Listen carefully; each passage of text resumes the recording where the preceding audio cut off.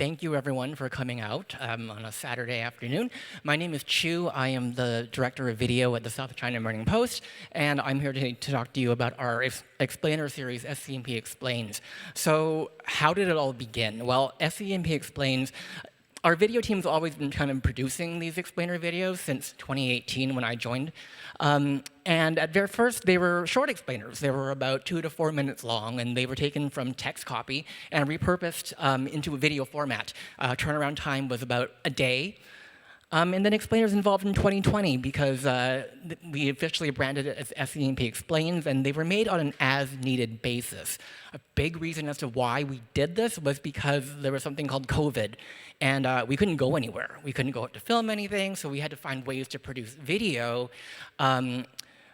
while remaining on our homes, pretty much.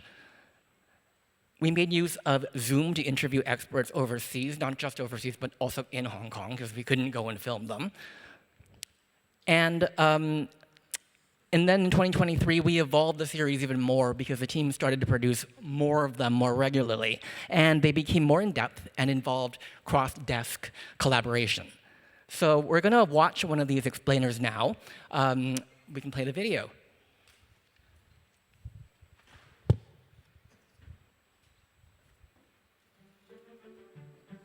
How did this movement in China go from young students in graduation gowns to people living in tents on city pavements?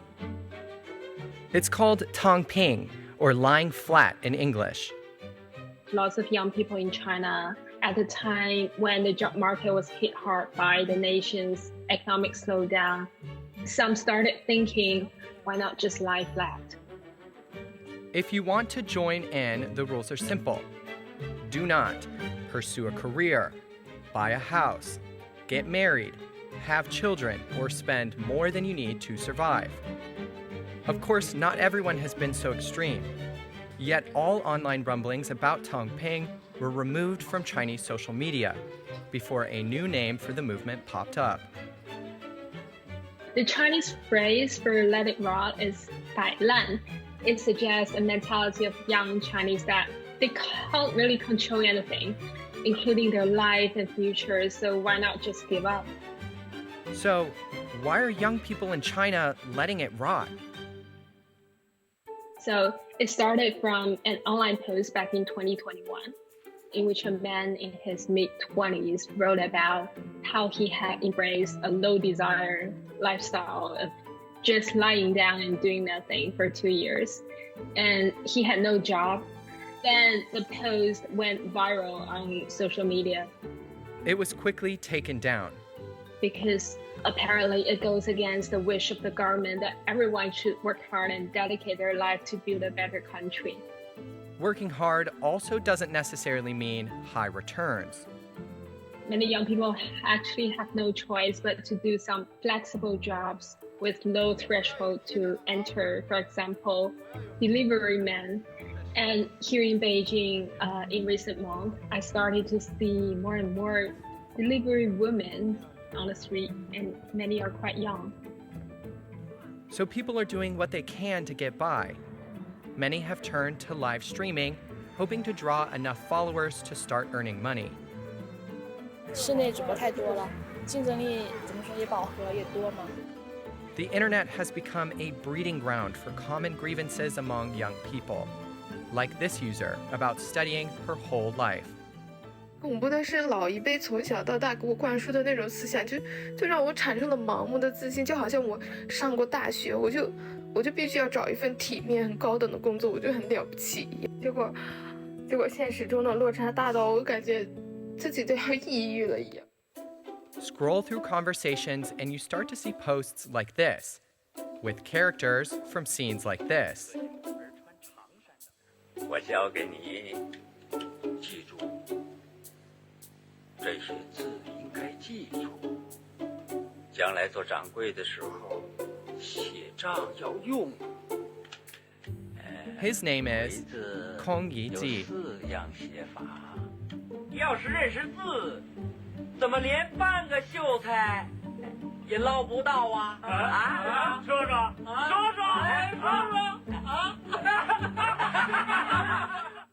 Kong Yiji first appeared in a short story written by Chinese author Lu Xun in 1919. Since then, his story has been told again and again. The story has been turned into a short film that came out in 1981, and in 1998, it has been adapted for the stage as a Yue opera, which is an operatic form that originated in Lu Xun's hometown of Shaoxing. More recently, the character has popped up across Chinese social media under the hashtag Kong Yiji Literature, and his story has resonated with the Let It Rot movement. Kong is depicted as this contradictory character. So on the one hand, he is an educated person who likes to talk in literary jargon. On the other hand, he is unable to pass the imperial examination system, which is required to enter even the lowest level of the civil bureaucracy. But why is he relatable to Chinese youth? It's no wonder that China's young graduates are identifying with Kong Yiji. Youth unemployment in China is at a record high. In May 2023, unemployment rate for young Chinese between the age of 16 to 24 in urban areas is at 20.8%, and this means 1 in every 5 Chinese urbanites are unemployed. There's a record number of graduates who just graduated in June are entering into the workforce, 11.6 million of them to be precise, and they're all competing for jobs. Kong Yiji has become a symbol of that struggle. A more recent adaptation is by Gui Shange, who is a content creator and a singer on China's video sharing platform Bilibili, which I guess is the Chinese equivalent of YouTube. He wrote this very sarcastic song called Sunny Happy Kong Yiji, 阳光开朗Kong Yiji.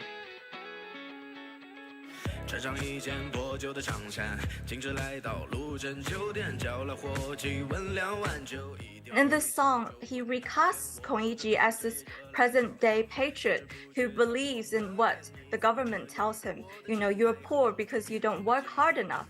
But this Kong Yiji then, has to work the 996 system, which means he's working from 9 a.m. until 9 p.m. 6 days a week, and then only to end up being dragged away by police because he dared to ask to be paid.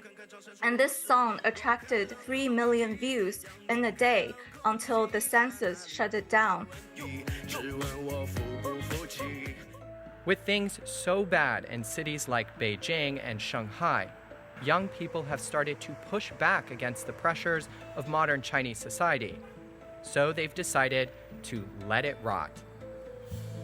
Lying flat sounds like one thing and let it rot another, but really the difference is marginal. They're basically the same, but let it rot sounds worse than tamping. The biggest difference is let it rot is a newer name for an old philosophy. So just give up. You cannot control anything. Even if you work hard, you may not have a better life and better future.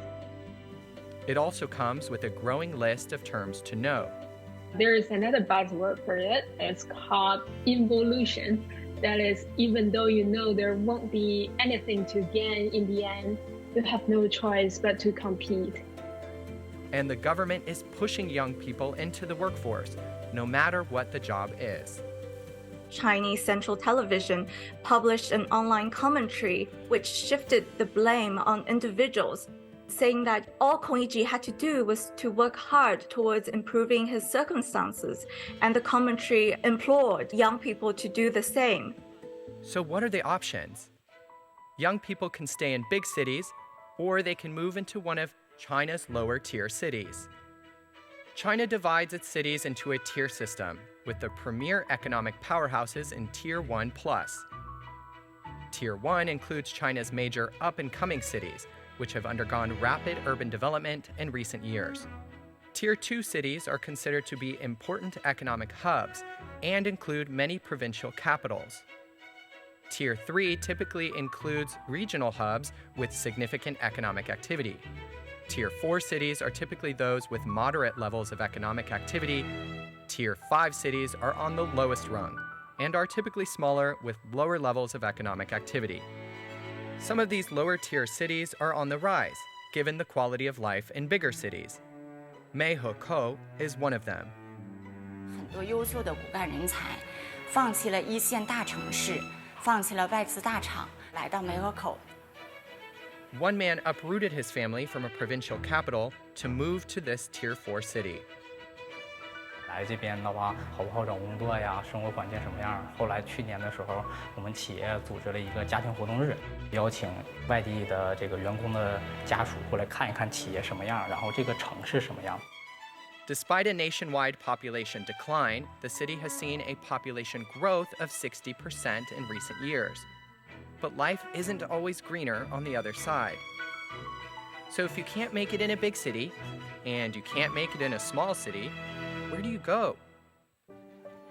The Lama Temple is a famous Buddhist site in the capital, Beijing. Tens of thousands of people visit each day. Many of them are young people. 找不到工作，我觉得就可能学业不顺，工作没有找到，就没有事做，就来拜拜佛了。我觉得很多人是这样。那就是大家觉得现在可能觉得自己努力已经到达一定的这个瓶颈了。Some are hopeful, while others are less so, since their fate ultimately depends on the health of the Chinese economy.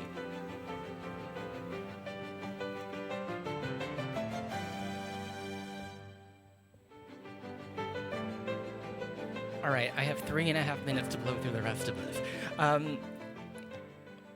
What do explainers like this do? What have we found success with these?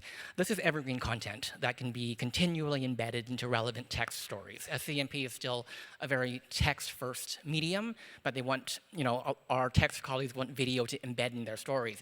I can't make a video for every single text story that they do because we publish dozens a day. Explainers like this can publish into any story that is relevant, and they can be used for years on end. It complements the text story rather than just being a video version of it, so it adds important context to text reporting, and it showcases the expertise of the SCMP editors and our reporters. So it's good for branding, showing that our reporters, our journalists, are experts in whatever subject the explainer is about. The videos viewed off-platform link back to text stories on site. That's a big problem that a lot of media have. You may get all these millions of views on YouTube, but ultimately you want people to read your stuff on site. So these explainers help do that. And it also addresses a demand from viewers to know more about topics in the news. I was at a YouTube conference a couple of years ago, and YouTube shared with us that people who watch news video on YouTube go to it for two things. One is quick news updates. The other is more in-depth reporting. So the explainers are one of the things that we do to address that need. And since November 2020, when we started launching SCMP Explains as a series, 92 videos, we've made 92 explainers. We've had 20 million views across all platforms. And also, these videos helped increase our YouTube channel subscribers by 4,500. So we're at over 4 million subscribers now. So for us, the benefits for explainers for SCMP are it showcases SCMP's in-depth knowledge of China, of Hong Kong, and of the Asia Pacific. It's given SCMP a niche in a saturated video space. And it's been recognized by the World News Association of Publishers. We won silver for our SCMP Explains series at the Digital Media Awards. Our mini documentary series, SCMP Films, won gold. And had I known the results of that before this conference, I probably would have presented on SCMP Films. So that leaves me with 50 seconds left. If you have any questions, please approach me. I'll just be outside. But thank you so much for your time today.